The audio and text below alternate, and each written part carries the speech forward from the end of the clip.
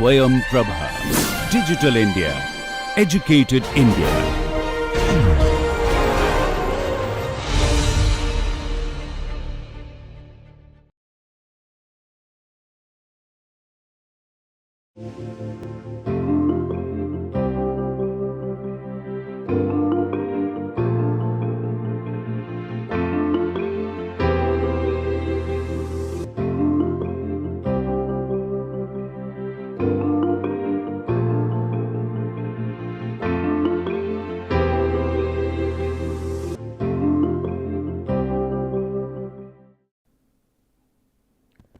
In this lecture, let us discuss about how to use different kinds of instrumentation to perform aerodynamic studies with some very few simple examples associated with low speed as well as high speed tunnels. Let us begin with low speed wind tunnels. We know that velocity is generally calculated from pressure and it need not be directly measured in low speed applications. We can make use of the pitot-static tube, and the difference between the dynamic and the static pressure would give us the local velocity. However, we may be required to directly measure the velocity fluctuations in a turbulent flow field, in which case pitot-static tube is not the appropriate instrument. You may need to use the hot wire anemometer. Sometimes you may also be required to make measurements of skin friction coefficient, in which case we use a device which is called as the Preston tube. Therefore, we need to have knowledge and availability of alternative instrumentation for the kind of experiment that we plan to do. The instruments that we use broadly are categorized into mechanical and electronic, that we have discussed in previous lectures also, and we have even segregated our discussion accordingly. We are trying to revisit many of the points here and trying to gather the details together from the perspective of performing actual experiments. When we talk about examples of mechanical type instruments, we may be talking about liquid level manometers for pressure measurement, then mechanical balances for measurement of forces and moments. However, as we know, they lack fast response. We cannot have high data acquisition rate, which are important when we are looking at unsteady and transient situations. Many of such situations do exist in the aerodynamic domain, and therefore, use of electronic equipment does become mandatory. Electronic instrumentation can typically comprise of transducer or sensor, signal conditioner, and data acquisition system. The transducer senses the physical quantity. It may be pressure, force, velocity fluctuation, temperature, and other things too, and delivers a proportionate electronic signal to the signal conditioner. The signal is amplified, filtered, and then made acceptable for the data acquisition system.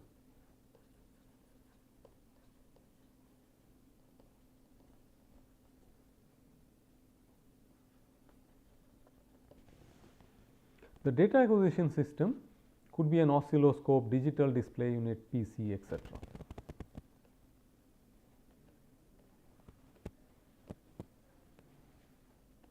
When we start to plan for experiments in a low speed wind tunnel, the whole exercise should begin by calibrating the tunnel. At first, the relationship between the speed or RPM of the fan which is running the tunnel and the corresponding test section air velocity needs to be established. Now, we already talked about application of pitot-static tube. We are revisiting it. So, it basically has two ports, one which is at the leading edge senses the stagnation pressure, the other which is on the side wall some distance from the leading edge measures the static pressure, and when they are differentially connected to the two limbs of a manometer, then the difference gives us the dynamic pressure, half rho u infinity square. But that does not come directly, it comes through a measurement of delta H.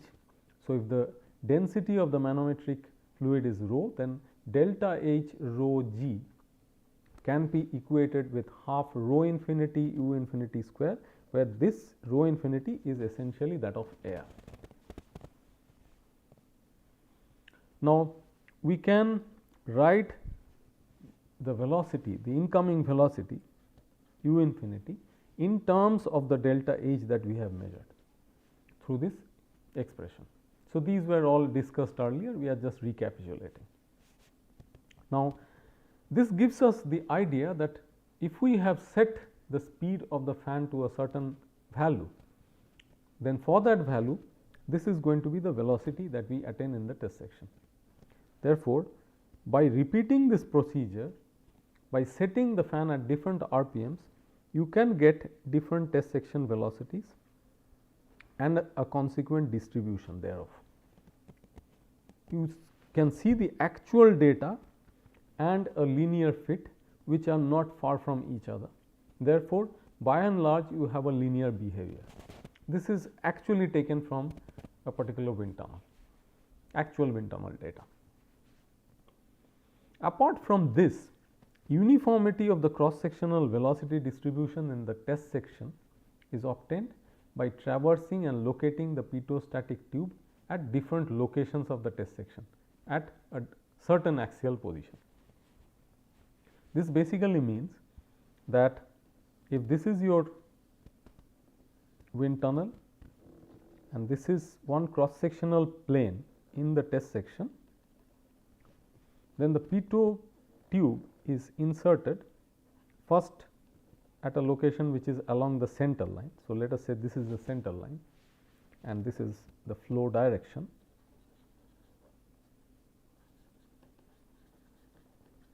So, you can move the probe from one location to the other,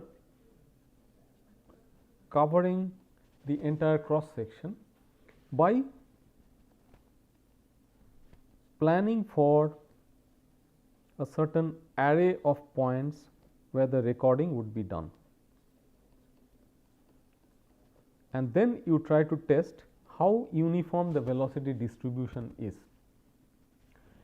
Another thing that one needs to test is that if this is the side view of the test section, that means if you are looking at the test section from here, then how does the velocity distribution look like?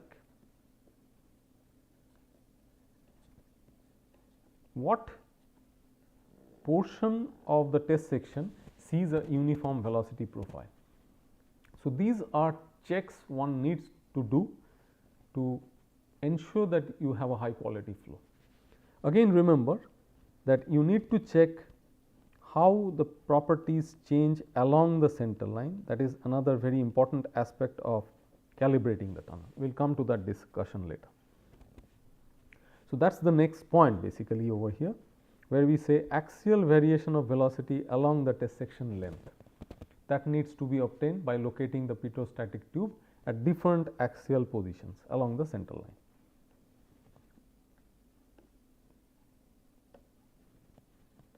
So, these are very important activities before you can actually start doing the experiment.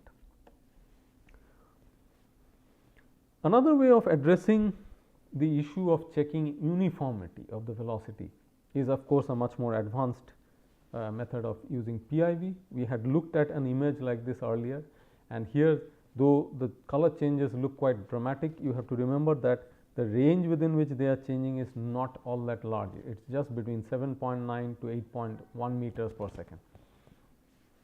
However, the problem is that if you want to do the cross sectional view, then it becomes more difficult for doing a PIV, because it is very difficult for the cameras to view from that angle. Next that you need to look at is flow angularity. It is the angle between the wind tunnel center line and the local velocity vector, both in yaw and pitch sense. It can be measured by different means. One could be a multi-hole probe, or it could even be a pitot tube which is pre-calibrated at different angular orientations. Finally, whatever instrumentation you use, a very high quality wind tunnel should not be having an inaccuracy more than about plus minus 0.2 degree in yaw as well as pitch. So, that is flow angularity, that is so very important, because if you are testing an airfoil for example, by mounting it in the test section, you need to know this, because if you have set it at 0 degree angle of attack, but the flow is actually coming in at a different angle, then the whole data will be erroneous. Longitudinal pressure gradient, this needs to be measured in order to find out what is called as horizontal buoyancy, which act on the models if there is a pressure gradient along the flow direction. That means, the front portion of the model, if it is a large enough model, may be facing a certain pressure, while the back portion of the model may be facing a lower pressure, and thereby there is an additional drag which is caused because of the pressure gradient which is there in the test section, which ideally should not be. Now, such corrections also have to be implemented in the data that you get out of such a measurement. It can be done by traversing the pitot tube or by using a long static tube with static pressure rings located along the length of the tube. Test section turbulence intensity evaluation is also very important. So, either you do it with a hot wire probe which is attached to a hot wire unit for acquisition of the data and processing it, so that you can get the information about turbulence intensity from the measurements. Before the advent of hot wire anemometer, there used to be a very popular technique called as turbulence sphere method, which is still in use, where you have a smooth sphere with 4 evenly spaced pressure ports in the aft region, and the sphere is sting mounted in the wind tunnel flow, and based on the pressure readings from the 4 ports, an average value of turbulent intensity in the test section can be estimated. So, these are different aspects of wind tunnel calibration which one needs to be aware of. Now, for a very simple experiment one may think about, that is trying to find out pressure distribution on a 2-dimensional geometry. It may be an airfoil, it may be a circular cylinder or other geometries. So, to keep the geometry simple, a circular cylinder model for example can be easier to fabricate. If you have a standard circular metal pipe, if you polish it well, then it can be cut to a suitable length according to the width of the tunnel and then appropriately mounted on the walls of the tunnel, and it should be mounted normal to the flow direction. And then small pressure ports may be made on the surface of the model, and below the ports you need to have small metallic tubes attached, to which again matching silicone rubber tubes have to be connected. That means, we are finally talking about small pressure ports on the surface of the cylinder. So, let us say this is a portion of the surface of the cylinder. You have a small port to which a small metallic tube is attached, and then you have a matching rubber or silicone rubber tube better connected on one end, and on the other you can make an adapter which is basically a metallic adapter which can accommodate the small diameter silicone rubber tube on one end, and it can accommodate much larger rubber tubes on the other. These much larger rubber tubes will actually go to the manometer end. So, very often we need such metallic connectors which can accommodate rubber tubings of different sizes. At the model end, you cannot afford to make the ports very large and use the same large diameter tube for the measurement, because the measurement will become extremely inaccurate. Therefore, you need to use small diameter rubber tubes on one end and larger rubber tubes at the other end, using a suitable metallic adapter in between.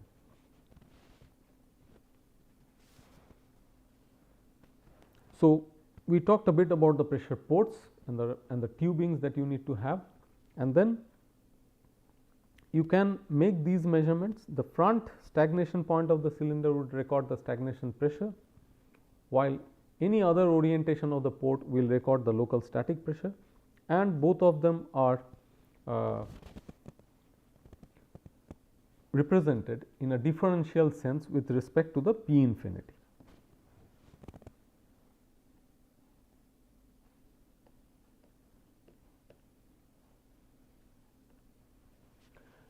And once you perform this experiment for a range of angular orientations, you should be able to get a Cp versus theta plot for the experiment that you have performed from 0 degree to 360 degree of the cylinder, and then you can try to compare it with the theoretical expression that you have learnt earlier for inviscid flow. And we have already discussed it earlier that the theoretical distribution goes somewhat like this, where at the stagnation point it is 1, that is the front stagnation point. At the rear stagnation point it dips as low as -3, but when it is the experiment that you are conducting, then you will find that though in the near to the stagnation regions the pressure is somewhat comparable, as you approach the rear part of the cylinder the pressure distribution becomes very different. So, this would be basically the trend of the experimental data, and then you know that this behavior is because of the flow separation which occurs in the rear part of the cylinder because of the adverse pressure gradient which is induced on the flow, which is induced, and therefore, the flow is unable to remain attached on the body. And from this kind of a pressure distribution, try to argue that how you can show that CD is greater than 0 while CL is still 0. It is a non-lifting body. So, this is a very interesting experiment. For airfoils, on the other hand, you could also go for angle of attack variation, which is going to add another interesting part to the story. Like we can see over here, where you have a low aspect ratio square planform wing mounted in the test section, but now we are moving to electronic method of measurement. Here it is sting mounted on a 3 component sting balance. That means we have a Wheatstone bridge in place, and if we excite that bridge using a signal conditioner, then when the forces come onto that bridge, then you are going to have voltages coming from the Wheatstone bridge appropriate to the force and the moment. So, when you store your balance, you need to have an appropriate place where it can be stored safely, where the bridges are not damaged. Also, you will find that normally there are attachments which are provided along with the balance by the balance manufacturer, which are very useful for balance calibration. So, when you purchase it from a standard manufacturer, you will get an initial calibration report, but please do not rely on that report if it is being used for a long time. It needs to be recalibrated. So, we have discussed this, that the balance has to be loaded appropriately for calibrating each one of the bridges. This experiment was performed for different Reynolds numbers. In the low Reynolds number range, typically from 50,000 to 150,000, and it is showing you some effect of Reynolds number on the lift coefficient, which is visible especially as your angle of attack goes larger. That means, as you approach flow separation, there are going to be increasing differences. These aspects also we have discussed earlier in the course.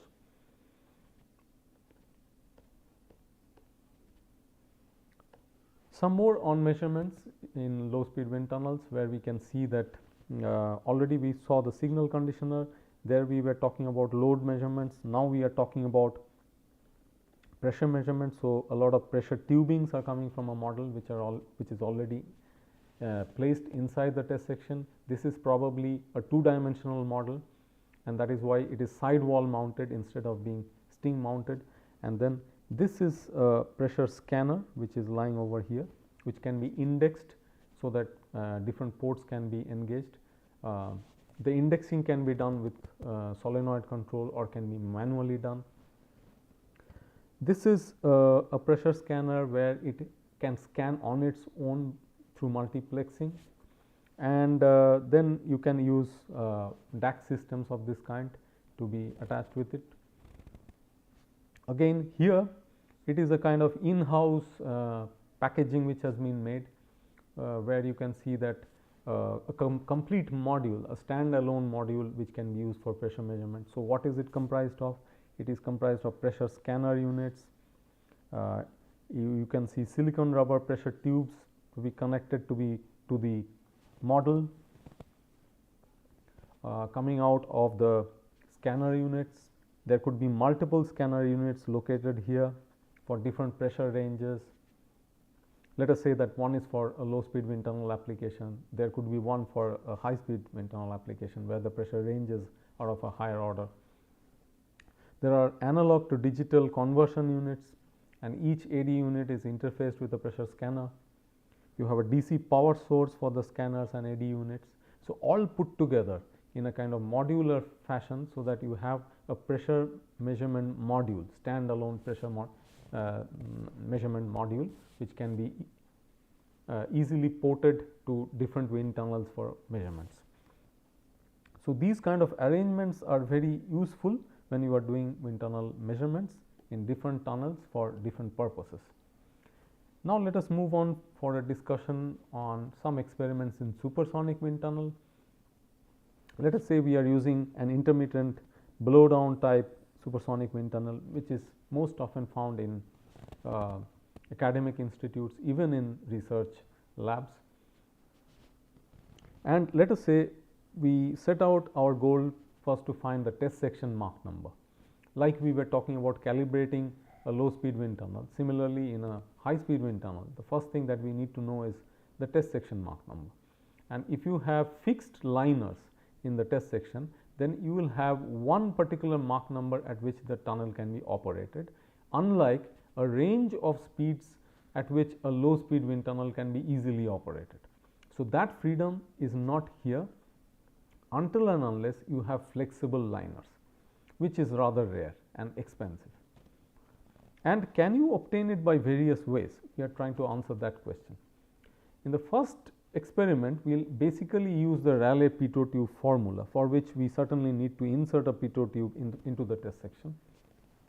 And obviously, because of the higher pressures that we anticipate, we are going to use a mercury multi-tube manometer, and wall static pressure is going to be recorded from a point considerably upstream of the probe, and that will be connected to one limb of the manometer. And obviously, the pitot tube which is inserted in the test section will record the total or stagnation pressure, which is connected to one of the limbs. And you can imagine that what is recorded by the pitot tube is basically the stagnation pressure behind the normal shock, and based on this pressure, which let us say is P02, the stagnation pressure behind the normal shock, and the measured wall static pressure P1, we know that from the Rayleigh pitot tube formula we can obtain the M1. So, though this is not an explicit expression for M1, we can solve it iteratively to obtain the appropriate value of M1. So, that gives you the test section Mach number. This is one possible way in which you can obtain the test section Mach number. Are there more ways? Let us try to explore that. Here, one thing that we need to remember is that the measured pressures have to be expressed in absolute sense. Do not try using them in a differential sense, unlike what we often do for low speed applications. And therefore, in the previous expression, the P02 and P1 that we have used are in absolute pressure sense. Now, we are looking at another possibility of trying to find the test section Mach number. So, where we are going to monitor what is that constant stagnation pressure which is maintained at the reservoir when you are running the test section, and that pressure is measured by using some kind of a board-on pressure gauge, for example, or it could be even a electronic pressure gauge which is mounted on the reservoir wall. So, the P01 that you have over there at the reservoir end and the static pressure that you have in the test section after the flow has expanded through the CD nozzle has gone sonic at the throat and supersonic after expansion. From this ratio, hopefully we should also be able to get an assessment of the test section Mach number, assuming that the expansion has been isentropic. And the test section now is certainly an empty test section without any probes, etc., which could have caused shock waves. So, as long as you are able to maintain these conditions, hopefully this is another way in which you can measure the test section Mach number. So, we have talked about two possibilities. Another possibility, let us try to explore, is by using a wedge model. Let us say it has a base height c. So, the wedge stands here, let us say with an angle theta, and it has a base height c, and it is placed in the test section, the supersonic wind tunnel test section, which has a height of h, and you have a flow coming from the left towards the right. Now, the blockage, the kind of blockage that it will create in terms of percentage is of course this, which has to be small, without which you can have significant blockage effects on the flow. Not only that, there could be wave reflections from the walls, and there could also be problem of tunnel unstart if the blockage is too high. Now, if you do the experiment, you should be able to obtain the Mach number of the test section again through a means that we are going to see very soon over here, that if you observe the flow field around the wedge, then you will see an oblique shock formed. So, you have information about the theta, and you can derive information about the beta. Ideally, you should be using the value of theta by 2, because that is the compression angle, and the deflection of the flow, which is the beta that we are talking about. And from the theta beta m relation, if you have an attached shock, you should be able to get what the Mach number is. But then how would you really be able to obtain that? Well, one process of obtaining it could be that you use a flow visualization technique, which is the Schlieren visualization which you might employ. Through direct measurement, you should be able to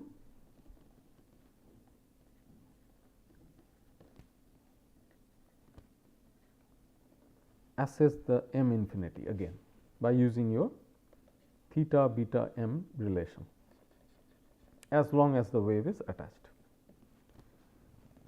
There are other things that you need to note, that is the observations that will come from your experiment.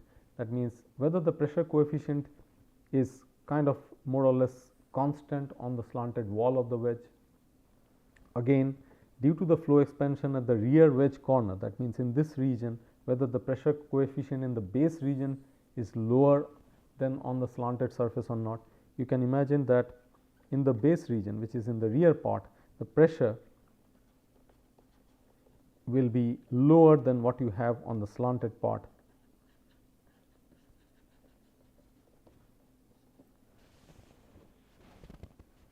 And also from the Schlieren flow visualization, you should be able to figure out that the darker bands that you see over here are regions of compression, while wherever expansion occurs, the color gets lighter or weaker, and this is the first time the expansion begins, a massive expansion begins beyond this corner. So, strictly speaking, the constant pressure region is where you have the region between the tip and the first expansion corner.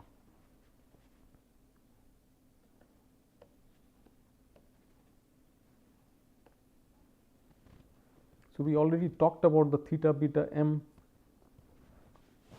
process, by means of which you can obtain the test section Mach number.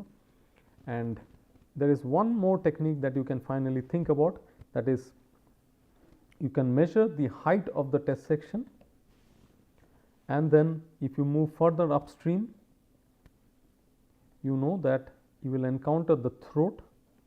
That is where the liners become very close to each other. The upper and lower liner forms the throat. So, you can also physically measure the A star. So, A by A star will be basically H by, if you measure this as H star, because the cross sectional dimension anyway will be constant. So, based on this ratio again, you can predict what the Mach number in the test section is. So, we have discussed about many possible ways by which you can measure the test section Mach number. So, in this lecture, we discussed about how wind tunnel and associated instrumentation are used for performing aerodynamic studies by making use of the theoretical and experimental exposure that we have attained in the course. A few examples were chosen and cited for low speed as well as supersonic wind tunnel for the discussion. Thank you.